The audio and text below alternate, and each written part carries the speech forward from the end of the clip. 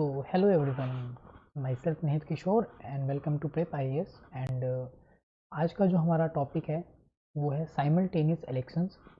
तो बेसिकली हम लोग आज ये देखेंगे कि साइमल्टेनियस इलेक्शन, जिसको कि फेमसली वन नेशन वन पोल के नाम से भी जाना जाता है, इज़ इट वाइबल और नॉट। मतलब कि हमारे यहाँ इंडिया में क्या इसकी पॉसिबिलिटी है कि ये वापस से हमारे पास आ सकता है, क्योंकि मैंने यहाँ पे वर्ड जो मेंशन किया है दैट इज़ अगेन।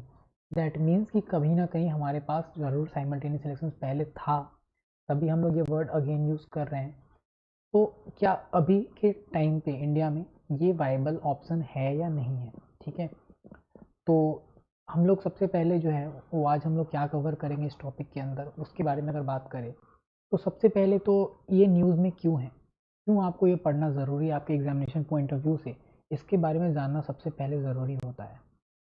ठीक है, उसके बाद जब भी आप यूपीएससी की प्रिपरेशन कर रहे हैं उसके लिए जो द टू मोस्ट इम्पॉर्टेंट, और आप कह सकते हैं इसको वीवीआईपी जो चीज़ें हैं यूपीएससी की प्रिपरेशन के लिए, वो है सबसे पहला आपका होता है जो है वो डिटेल्ड सिलेबस ऑफ यूपीएससी। ठीक है, और सिलेबस को हम लोग जो है कॉम्प्लीमेंट करते हैं प्रीवियस ईयर क्वेश्चंस के साथ। सिलेबस हमको बताएगा कि हमें क्या पढ़ना है, what we have to study. ठीक है, और प्रीवियस क्वेश्चन हमको ये बताएगा कि हम लोग को उसको कैसे पढ़ना है। ठीक है, तो पहले तो हमें ये पता होना चाहिए कि हम लोगों को क्या पढ़ना है। तो उसके लिए हमारे पास सिलेबस आपको बिल्कुल याद होना चाहिए। सिलेबस जो आपका प्रीलिम्स का है, वो प्रीलिम्स का सिलेबस इतना डिटेल नहीं है हमारे लिए, बट मेंस का जो सिलेबस यूपीएससी का है वो बहुत ज़्यादा डिटेल्ड सिलेबस है, और वो एग्जैक्टली उनके जो वर्ड्स हैं वो आपको याद होने चाहिए।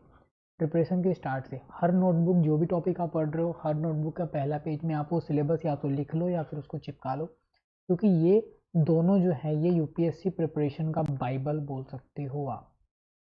बिना सिलेबस और बिना प्रीवियस ईयर क्वेश्चन के आप बस तैयारी करते रह जाओगे, डायरेक्शन पता नहीं चलेगा कि वो तैयारी सही है या नहीं। ठीक है, तो सिलेबस में ये जो टॉपिक है हमारा साइमल्टेनियस सिलेक्शन या वन नेशन वन पोल, वो कहाँ पे फिट हो रहा है, तो वो हम लोग देखेंगे। फिर हम लोग जानेंगे कि साइमल्टेनियस इलेक्शन आखिर है क्या, हम लोग किस चीज़ के बारे में बात करेंगे। ठीक है, फिर इसका क्या हिस्टोरिकल, कोई भी टॉपिक जब स्पेशली, चूँकि ये टॉपिक जो है हमारा जब हम सिलेबस डिस्कस करेंगे तो मैं इसको बताऊंगा कि ये पॉलिटी का टॉपिक है। तो जब पॉलिटी से रिलेटेड टॉपिक्स हम लोग पढ़ते हैं ना, तो उसका कॉन्स्टिट्यूशनल पर्सपेक्टिव अगर आप ऐड करेंगे अपने आंसर में तो वो आपको एडिशनल मार्क्स दिलाएगा मेंस में, और साथ साथ प्रीलिम्स में भी कॉन्स्टिट्यूशनल एस्पेक्ट्स पूछे जाते हैं। तो इसीलिए जब भी कोई पॉलिटी की टॉपिक आप करेंगे तो आपको कॉन्स्टिट्यूशनल पर्सपेक्टिव उसका दिखाना ज़रूरी है। कॉन्स्टिट्यूशन उस पर्टिकुलर चीज़ के बारे में क्या कहता है। हिस्टोरिकल की अगर बात करें तो डेफिनेटली हिस्टोरिकल हम लोग देखेंगे कि आखिर इंडिया में जो वन साइमल्टेनियस इलेक्शंस हैं ये कैसे मतलब चले आ रहे हैं।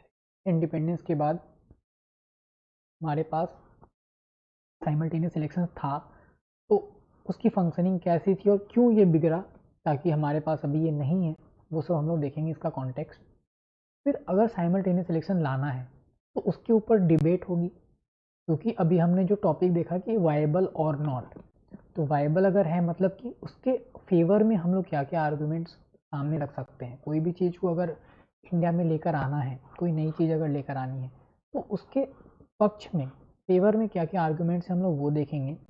फिर उसके जो डिमेरिट्स कह सकते हो या फिर जो अगेंस्ट में आर्ग्यूमेंट है उसको हम लोग देखेंगे डिटेल में।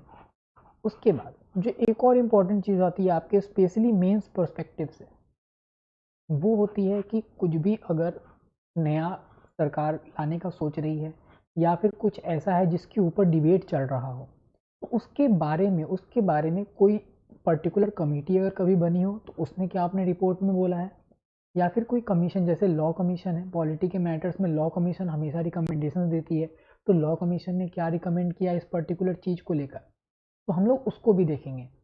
और ये जो हम लोग बाद में फैक्ट्स को ऐड करेंगे ना, क्योंकि होता क्या है यूपीएससी में अगर आपसे पूछा जाए कि साइमल्टेनियस इलेक्शंस अभी इंडिया में पॉसिबल है या नहीं है, या फिर अच्छा ऑप्शन है या नहीं है, तो आप सिर्फ अपने व्यू पॉइंट बताकर अपने आंसर को प्रॉपर जस्टिफिकेशन नहीं दे पाओगे। उसको प्रॉपरली आपको अच्छे से कंक्लूड या कॉम्प्लीमेंट करने के लिए आपको एक ऑथोराइज्ड बॉडी या फिर कमिटी के रिपोर्ट या रिकमेंडेशन को बताना ज़रूरी है, क्योंकि आपकी पॉइंट ऑफ व्यू जो है डेफिनेटली सही है, पता है एग्जामिनर पूछेगा कि आप क्या सोचते हो इसके बारे में, but that has to be supplemented with an authorized और authentic report as well as recommendations if any. Okay, then we will see कि आखिर में ये क्या इसका प्रॉपर कंक्लूजन और क्या हम लोग इसको आगे में हम लोग इसको किस तरह से लेकर चल सकते हैं इस पर्टिकुलर टॉपिक के बारे में, कि हम लोग क्या कंक्लूड करेंगे कि क्या साइमल्टेनियस इलेक्शन अभी तुरंत इंडिया में लागू हो जाना चाहिए या फिर नहीं होना चाहिए बिल्कुल भी। तो जो क्या हम लोग का कंक्लूजन निकलेगा इतने डिस्कशन के बाद वो हम लोग देखेंगे। और लास्ट जो मैंने कहा जो बाइबल का सेकंड पार्ट है, दैट इज़ अगर कोई प्रीवियस ईयर क्वेश्चन इससे आया हुआ है ऑलरेडी तो उसको हम लोग देखेंगे, अगर नहीं आया है तो हम लोग प्रैक्टिस क्वेश्चन देखेंगे कि इससे क्वेश्चन जो है वो कैसा बन सकता है। बेसिकली ये टॉपिक जो है ये ज़्यादातर मेंस ओरिएंटेड है, तो हम लोग मेंस का क्वेश्चन देखेंगे इसमें कि किस तरह के क्वेश्चन इस पर बन सकते हैं और हम लोगों के डिस्कशन से वो क्वेश्चन एक्चुअली सॉल्व हो रहा है कि नहीं। ठीक है, तो अब हम लोग शुरू करते हैं बेसिकली डिस्कशन अपना। तो न्यूज़ में क्यों है, तो बेसिकली अभी रिसेंटली प्राइम मिनिस्टर जो है हमारे, उन्होंने ये बात फिर से उठाई है। मैंने फिर से इसलिए बोला क्योंकि फ्रॉम 2014 जब से ये नई गवर्नमेंट आई थी तब से ये लोग वन नेशन वन पोल के बारे में बात कर रहे हैं। ठीक है, तो ये फिर से डिमांड इस साल प्राइम मिनिस्टर ने हमारी उठाई थी। इसके जस्ट पिछले साल प्रेसिडेंट ने भी ये बात बोली थी कि वन नेशन वन पोल होना चाहिए इंडिया में, हम लोग इसके बारे में सोचना चाहिए। ठीक है, तो इसलिए ये न्यूज़ में है। तो न्यूज़ में है मतलब कि आपका एग्जामिनेशन के लिए इंपॉर्टेंट है। और वन नेशन वन पोल बेसिकली किसके लिए, तो लोकसभा और स्टेट असेंबलीज के लिए। तो यहाँ पे मैं आपको एक हल्का सा इंट्रोडक्शन दे दूँ बिल्कुल बेसिक्स का, कि चूंकि हमारे यहाँ जो पार्लियामेंट्री फॉर्म ऑफ गवर्नमेंट है, ठीक है, parliamentary form of government, parliamentary form of government में जो भी लोअर हाउस होती है, जैसे कि अगर हम सेंटर पे बात करें तो जिसको हम लोग लोकसभा बोलते हैं, ओके, लोकसभा, और स्टेट में अगर बात करें तो उसको स्टेट लेजिस्लेटिव असेंबली बोलते हैं, एसएलए।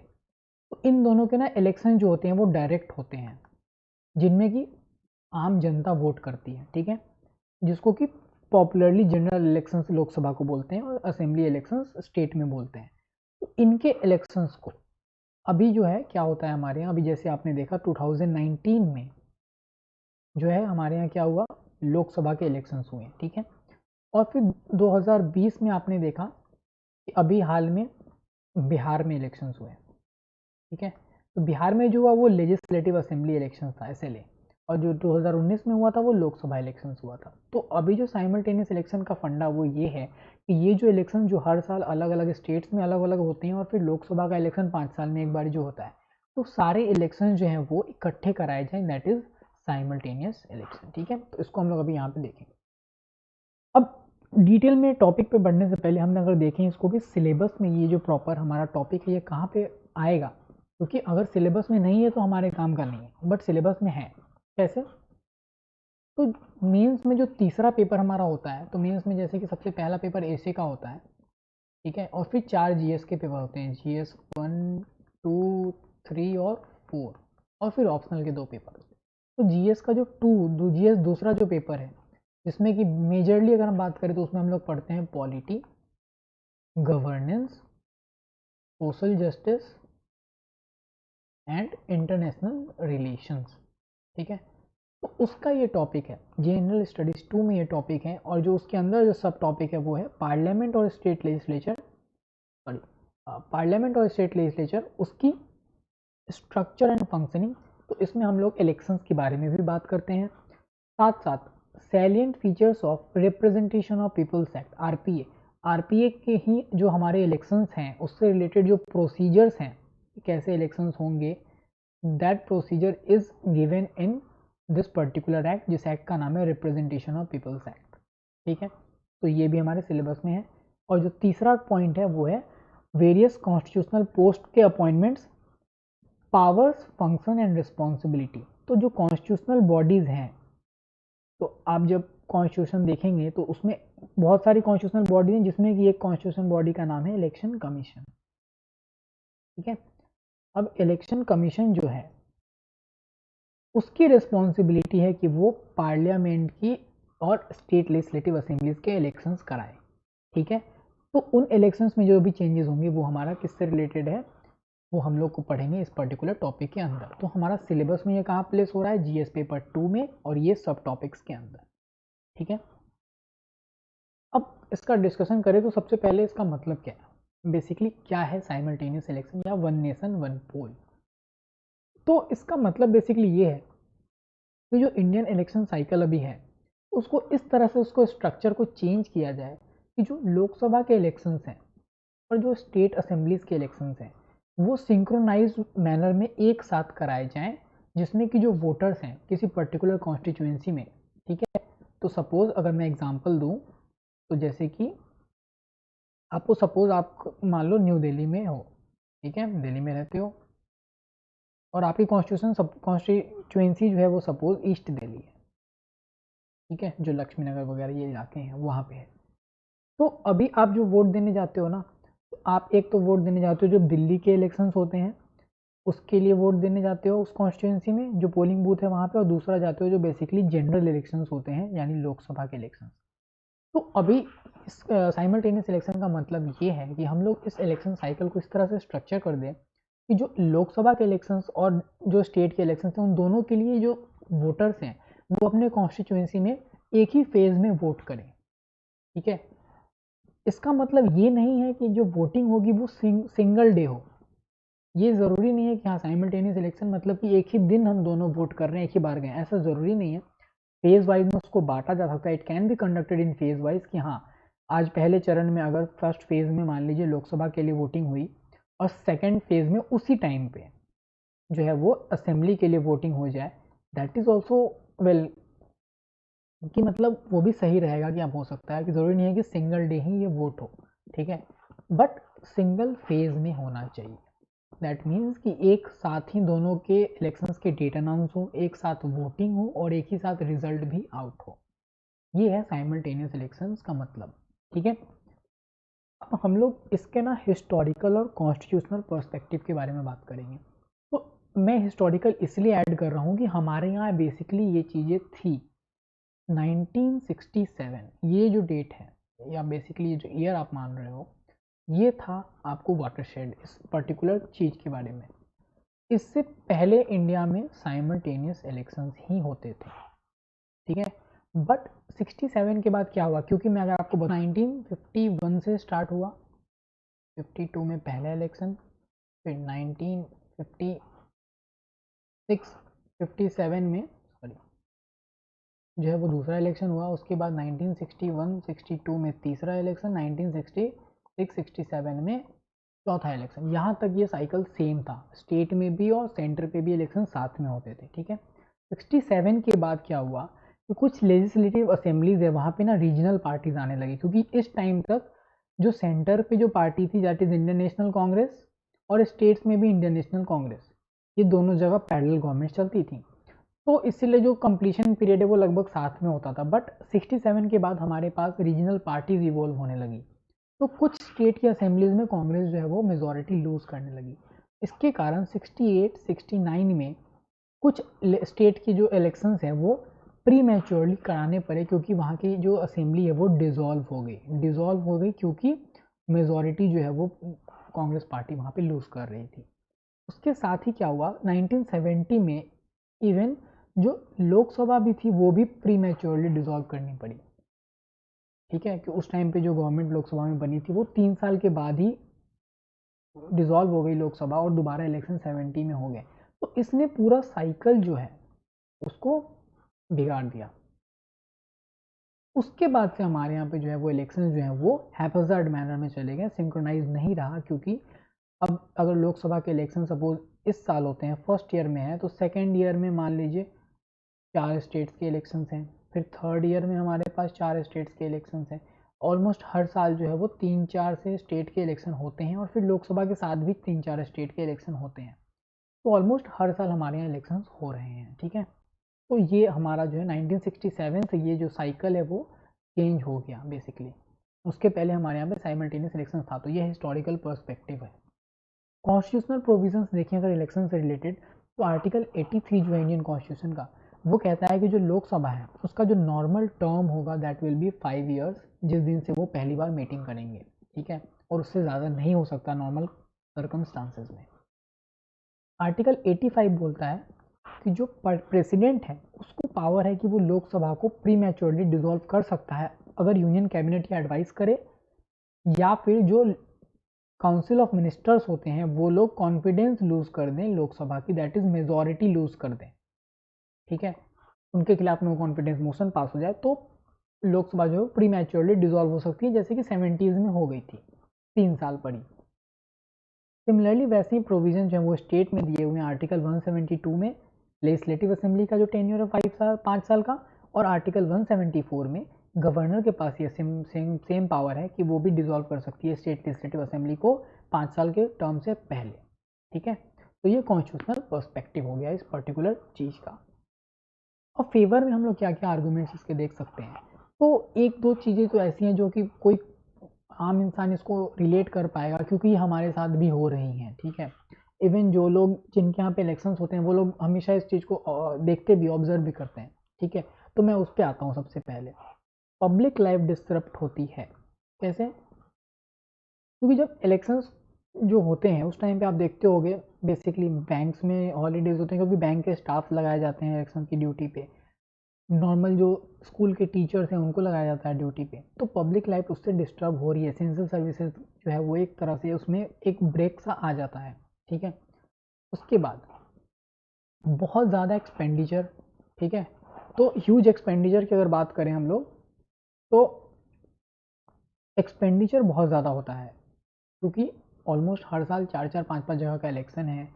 उसके अलावा जो है आपको एक्सपेंडिचर इसलिए हम बोलते हैं कि जो हमारे यहाँ इलेक्शन है वो हम लोग बोलते हैं कि जो मनी एंड मसल पावर का इलेक्शन होता है, मनी और मसल पावर, ठीक है। जिनके पास जितने ज़्यादा बाहुबली नेता हैं, जिनके पास जितना ज़्यादा पैसा है वही जीतते हैं, तो पैसे की खर्च बहुत ज़्यादा हो जाती है क्योंकि हर साल ऑलमोस्ट इलेक्शंस हो रहे हैं, ठीक है। तो ह्यूज एक्सपेंडिचर,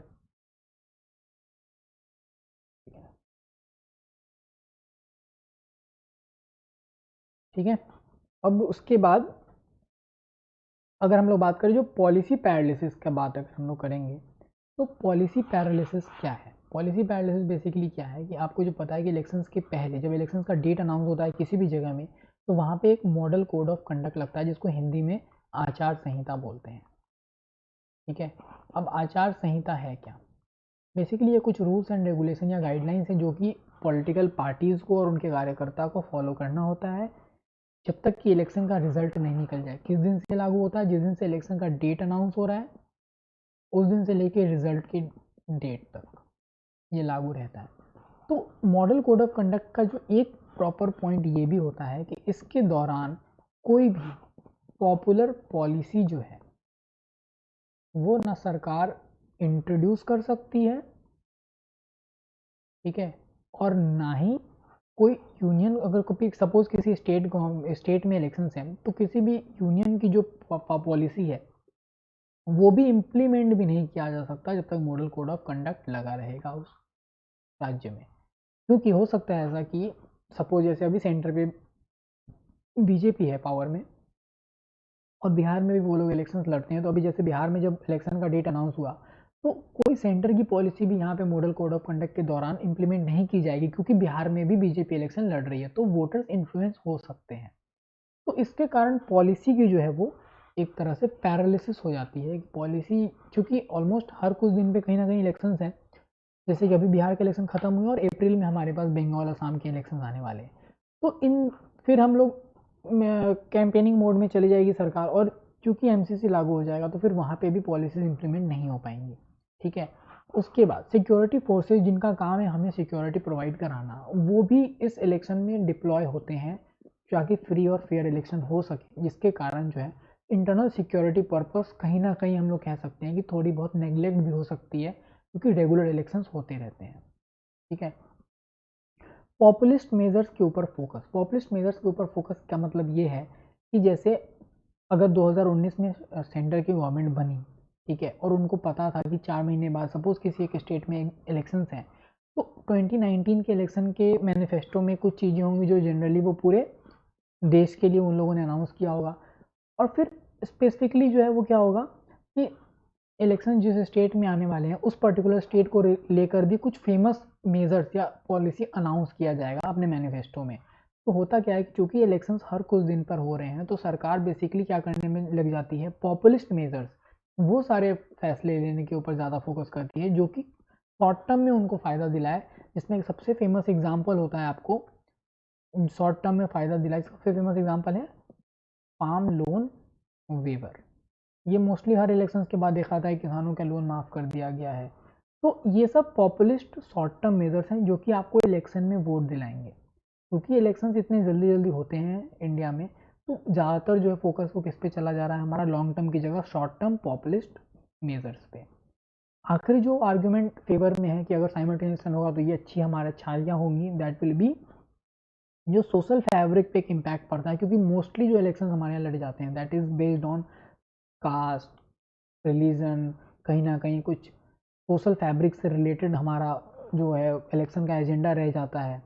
तो उसके कारण एक तरह से हम लोग देख सकते हैं कि इसके सोसाइटी पे एक इफेक्ट दिखने लगता है। क्योंकि इलेक्शन तो आके चले जाती है बट सोसाइटीज़ जो है वो उस चीज़ को लेकर थोड़ी बहुत ज़्यादा सेंटिमेंटल आप कह सकते हो जाते हैं, ठीक है। तो सोशल फैब्रिक पे जो इसका इम्पैक्ट पड़ता है, तो ये सारी चीज़ें, अगर ये मैंने आर्गुमेंट्स इन फेवर में इसलिए बोला क्योंकि ये सारी चीज़ें जो अभी ये ड्रॉबैक्स हैं, अगर साइमल्टेनियस इलेक्शन आ जाएगा, वन नेशन वन पोल का हमारा जो एजेंडा है वो अगर पूरा होता है तो ये सारी चीज़ें नहीं होंगी, ये सारी चीज़ें सही हो जाएंगी, सेटल हो जाएंगी, ठीक है। लेकिन कुछ आर्ग्यूमेंट्स हैं जो कि इसके अगेंस्ट भी हैं, जैसे कि ऑपरेशनल फिजिबिलिटी और कॉन्स्टिट्यूशनल इशूज। ये दोनों को हम लोग एक साथ अगर देखेंगे तो सबसे पहली बात कि ऑपरेशनल फिजिबिलिटी ये है कि अगर हम लोग को सिंक्रोनाइज करना होगा साइकिल को, पहली बार जब करेंगे तो क्या प्रोसीजर होगा। क्योंकि हो सकता है कि जैसे कि मान लीजिए अगर हम लोगों को 2022 से सपोज 2020 से हम लोगों को इसको सिंक्रोनाइज करना है, तो ज़रूरी नहीं है 2022 में ही हर स्टेट का 5 साल पूरा हो रहा हो, 4-5 ठेके हो सकते हैं, बाकी बचे स्टेट्स उनका उनको प्री मैच्योरली डिजोल्व करना पड़ेगा। साथ साथ इवन लोकसभा 2024 में डिजोल्व हो रही है। अगर हम लोग ये काम 2024 में करते हैं कि 2024 से कराएंगे साइमल्टेनियस इलेक्शन, तो हो सकता है कि लोकसभा जो है वो तो चलो सही टाइम पे ख़त्म होगी, बट स्टेट के जो असेंबली के इलेक्शन है वो बहुत सारे ऐसे होंगे जो कि प्री मैच्योरली डिजोल्व करना होगा, ठीक है। तो ऑपरेशनल फिजिबिलिटी है कि ये कैसे अचीव होगा वापस से। कॉन्स्टिट्यूशनल इशूज़ भी हैं क्योंकि कर्टेलमेंट करना होगा हम लोगों को। जो हमने देखा कि जो 5 साल नॉर्मल टेन्योर होता है उसको कम करना होगा या किसी का टेन्योर बढ़ाना होगा, तो उसके लिए कॉन्स्टिट्यूशन की मॉडिफिकेशंस की भी ज़रूरत पड़ेगी। तो ये कॉन्स्टिट्यूशनल इशू है इसको इम्प्लीमेंट करने में। दूसरा, नेशनल और रीजनल स्टेट के इशूज़ हैं, ये अलग अलग हैं। ये अलग अलग हैं तभी तो हमारे लिए पास अभी स्टेट्स में अलग पार्टीज़ हैं और नेशनल में अलग पार्टीज़ हैं। अगर इशूज़ सेम होते हैं और पार्टीज़ जो हैं वो सेम ग्राउंड्स पे आइडियोलॉजी पे लड़ाई लड़ती तो बेसिकली सेम इलेक्शंस होते हैं आपको और सेम रिजल्ट भी मिलता, हर स्टेट में भी वही पार्टी होती जो सेंटर में है। बट ऐसा है नहीं, क्योंकि स्टेट के इशूज़ डिफरेंट हैं और यही हुआ था 67 के बाद। अभी स्टेट्स और सेंटर के जो इलेक्शंस हैं वो चेंज भी हुए क्योंकि पार्टीज जो है वो स्टेट में दूसरी आइडियोलॉजी और दूसरे ग्राउंड्स पे जीत कर आएंगे। तो दोनों को एक साथ अगर इलेक्शन कराएंगे तो कहीं ना कहीं हम लोग कह सकते हैं कि स्टेट के इशूज़ कॉम्प्रोमाइज़ हो सकते हैं, क्योंकि जो नेशनल इशूज़ हैं तो वो तो डेफिनेटली डोमिनेंट होंगे। उसके बाद गवर्नमेंट की अकाउंटेबिलिटी थोड़ी कम हो जाएगी। क्यों कम हो जाएगी? क्योंकि अभी क्या है कि अगर सपोज मैं उसका एग्जांपल दूं आपको, सपोज 2019 में बीजेपी गवर्नमेंट जो है वो स्वीपिंग मेजॉरिटी से जीत गई, जस्ट उसके कुछ दिन के बाद वो लोग दिल्ली में इलेक्शंस हार गए बुरी तरह से। तो अकाउंटेबिलिटी मतलब कि अब लोगों को जो सरकार है वो ग्रांटेड नहीं ले पाएगी अगर साइमल्टेनियस इलेक्शन की जगह इलेक्शन जो है वो फेज्ड मैनर में स्टेट वाइज हों तो, ठीक है। उसके बाद फेडरलिज्म के खिलाफ जा सकता है क्योंकि रीजनल पार्टीज जो हैं वो कहीं ना कहीं स्टैंड नहीं कर पाएंगी नेशनल पार्टीज के सामने इन मतलब इस चीज़ के कंपैरिजन में, मनी एंड मसल पावर। क्योंकि जो नेशनल लेवल पार्टीज़ हैं उनकी फंडिंग्स बहुत ज़्यादा होती है और उनके पास पैसा भी बहुत ज़्यादा है। तो कहीं ना कहीं जो स्टेट की रीजनल पार्टीज़ है या फिर आप कह सकते हो जो स्टेट है इटसेल्फ वो वीक पड़ सकता है, क्योंकि वहाँ पे भी नेशनल इंटरेस्ट डोमिनेटिंग फैक्टर हो जाएगा और ये कहीं ना कहीं फेडरलिज्म के खिलाफ है। कंट्री का होमोजेनाइजेशन हो जाएगा, जो कंट्री अभी फेमस है कि वो डाइवर्स है बहुत ज़्यादा, और अगर जो हमारा प्लूरैलिटी है वो ख़त्म हो जाएगा कहीं ना कहीं साइमल्टेनियस इलेक्शन के कारण, क्योंकि जो वही बात है नेशनल लेवल एजेंडा पूरी तरह से छा जाएगा, सेंटर्स स्टेट के उसके ऊपर अभी भी आप देखते हैं कि बहुत सारे जो इलेक्शंस हो रहे हैं वो स्टेट में भी होते हैं, बट कहीं ना कहीं सेंटर के जो लीडर्स हैं उनके नाम पे लड़े जा रहे हैं, रीजनल फेस नहीं दिख रहा है। तो वो ऑलरेडी अभी ये चीज़ स्टार्ट हो गई है, बट अगर हर स्टेट में ऐसा होने लगेगा और हर जगह होने लगेगा तो कहीं ना कहीं we will not be having any faces like mister Arvind Kejriwal in from Delhi. तो नए फेसेस आने बंद हो जाएंगे, नई रीजनल पार्टीज़ का अस्तित्व खराब हो जाएगा और कहीं ना कहीं पूरा कंट्री जो है वो होमोजेनाइज हो जाएगा। ठीक है। और जो सबसे मेजर एक और ड्रॉबैक है इस पर्टिकुलर चीज़ का, कि क्या गारंटी है कि इसके बाद जब भी इलेक्शन, सपोज एक बारी 2024 में साइमल्टेनियस इलेक्शन हो गया, बट क्या गारंटी है कि अब हर स्टेट जो है 28 के 28 राज्य और जो 3 यूटीज में अब इलेक्शन होते हैं, जम्मू कश्मीर में भी होंगे, प्लस लोकसभा, ये सब 5-5 साल रन करेंगे प्रॉपर, कोई गारंटी तो नहीं है। हो सकता है फिर कभी ये लोग डिसॉल्व हो जाएंगे प्री मैच्योरली, तब क्या करेंगे हम लोग? तब फिर किसी पर्टिकुलर स्टेट की जो साइकिल है वो सेंटर के साथ गड़बड़ हो सकती है। तो ये हमारा जो फिजिबिलिटी प्रॉब्लम है, ये है हमारे जो आर्ग्यूमेंट्स है जो हम लोग अगेंस्ट में बात कर रहे हैं। अब हम लोग अपने आंसर को सब्सटेंशिएट करेंगे जो प्रॉपर रिपोर्ट्स और रिकमेंडेशंस हैं ऑथोराइज्ड और ऑथेंटिक सोर्सेज के थ्रू। जैसे लॉ कमीशन ने अपने रिपोर्ट में बोला है कि वो सारे असेंबली के इलेक्शंस जिनका जो टर्म है वो जनरल इलेक्शन के 6 महीने के बाद ख़त्म हो रहा हो। सपोज जनरल इलेक्शन हुए थे 2019 के मई में रिजल्ट आया और उनका जो टेन्योर है स्टेट असेंबलीज का वो ख़त्म हो रहा था सपोज नवंबर में 2019 में, तो उनके इलेक्शन जो है वो लोकसभा के इलेक्शन के साथ में करा दिए जाएं और उनका रिजल्ट उनके टेन्योर के बाद डिक्लेयर किया जाए। तो ये लॉ कमीशन ने सजेस्ट किया। जो एक स्टैंडिंग कमेटी 2017 में बनी थी, standing committee on personnel public grievance law and justice, उसने ये बोला था कि आरपीए जो 1951 है जो कि इलेक्शन से रिलेटेड प्रोसीजर बनाती है, वो इलेक्शन कमीशन को ये अलाउ करती है कि 6 महीने पहले जनरल इलेक्शंस के आप अनाउंस कर दो, नोटिफाई कर दो, और स्टेट असेंबलीज को भी। तो उसमें कमेटी ने ये रिकमेंड किया कि जो इलेक्शंस है वो 2 फेज में कराए जाएं। एक जिनका टर्म जो है वो लोकसभा के टेन्योर के आसपास ख़त्म हो रहा हो, उनके इलेक्शंस फर्स्ट फेज में लोकसभा के साथ करा दिए जाएं, और जब लोकसभा हाफ टर्म पूरा कर ले यानी 2.5 साल बाद, फिर बाकी स्टेट्स के इलेक्शन जो है वो 2.5 साल के बाद करा दिया है। तो बेसिकली इस कमेटी ने जो है वो 2 फेज इलेक्शंस की बात कही। और रिसेंटली नीति आयोग ने अपने 3 ईयर एजेंडा में बोला है कि जितने भी इलेक्शंस हैं उनको फ्री, फेयर और सिंक्रोनाइज्ड मैनर में कराना होगा इलेक्शन कमीशन को। तो इसने हिंट जो किया है वो कंप्लीट साइमल्टेनियस इलेक्शंस के प्रति बोला है मूव करने के लिए। तो in this direction NITI Aayog has suggested to move towards switching to a synchronised 2 phase election to the Lok Sabha. This would require a maximum 1 time curtailment और एक्सटेंशन। तो इसके लिए हम लोगों को क्या करना होगा कि एक बार के लिए किसी असेंबली का जो टेन्योर है वो बढ़ाना पड़ेगा या किसी असेंबली का टेन्योर घटाना पड़ेगा, तब जाके ये साइमल्टेनियस इलेक्शन जो है हमारा हम लोग अचीव कर पाएंगे। तो ये जब तक हम लोग अपने आंसर्स में इन ऑथेंटिक सोर्सेज के रिपोर्ट्स या रिकमेंडेशंस को नहीं ऐड करेंगे, हमारा आंसर जो है वो बाकियों के आंसर से, या फिर हम कह सकते हैं हमारा आंसर कंप्लीट नहीं रहेगा। ठीक है। आखिरी में हम लोग कंक्लूड कैसे कर सकते हैं, क्या वे फॉरवर्ड होगा?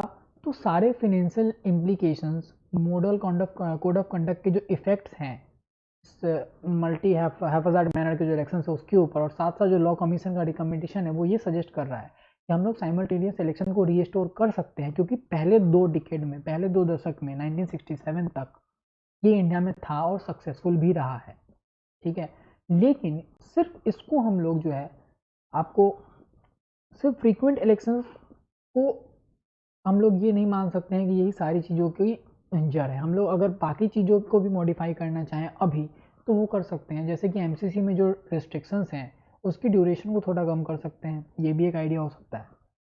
जो पोल एक्सपेंडिचर है उसको भी हम लोग इलेक्ट्रल फंडिंग रिफॉर्म्स के थ्रू कम कर सकते हैं। फिर पॉलिटिकल पार्टीज़ को आरटीआई के अंदर ला सकते हैं ताकि ट्रांसपेरेंसी बरकरार रहे। तो ये सारे भी एफर्ट्स हैं जो कहीं ना कहीं इलेक्शन रिफॉर्म्स या फिर इस पर्टिकुलर चीज़ को थोड़ा बहुत डाइल्यूट कर सकते हैं, इसके जो डिमेरिट्स हैं उसको।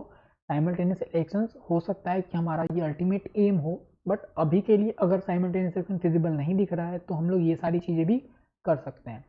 और लास्ट में ये कहना होगा कि चूंकि ये डेमोक्रेसी है, वाइब्रेंट डेमोक्रेसी है, डेफिनेटली आप इसमें चीज़ें जो हैं वेलकम की जाती हैं, बट अगर साइमल्टेनियस इलेक्शन जैसी कुछ बोल्ड रिफॉर्म्स को हम लोग लाने का सोच रहे हैं इंडिया में, that must be carried forward with consensus of all state assemblies. तो जब तक स्टेट असेंबली सारी तैयार ना हो जाती है तब तक इतने बड़े बोल्ड रिफॉर्म्स को इंडिया में इम्प्लीमेंट आप ऊपर से इसको इम्पोज नहीं कर सकते, ये एंटी फेडरल हो सकता है। Simultaneous election, if at all possible, should be complied with the constitutional constraint without disturbing the federal structure, क्योंकि फेडरल स्ट्रक्चर जो है वो है हमारा बेसिक स्ट्रक्चर इंडियन कॉन्स्टिट्यूशन का, जो कि कोई भी किसी भी सिचुएशन में डैमेज या वॉयलेट नहीं हो सकता है। ठीक है, तो हम लोग इस तरह से इस पर्टिकुलर टॉपिक को एक एंड देंगे या फिर इसको हम लोग कंक्लूड करेंगे। ठीक है, ये आपके आंसर में भी यही मेंशन होना चाहिए। ठीक है, प्रीवियस ईयर क्वेश्चन इस पर्टिकुलर टॉपिक से अभी तक नहीं पूछा गया है, ये न्यूज़ में है 2-3 साल से, तो नेवर डाउट ये कभी भी क्वेश्चन आ सकता है, हो सकता है अभी मेंस में भी आ जाए।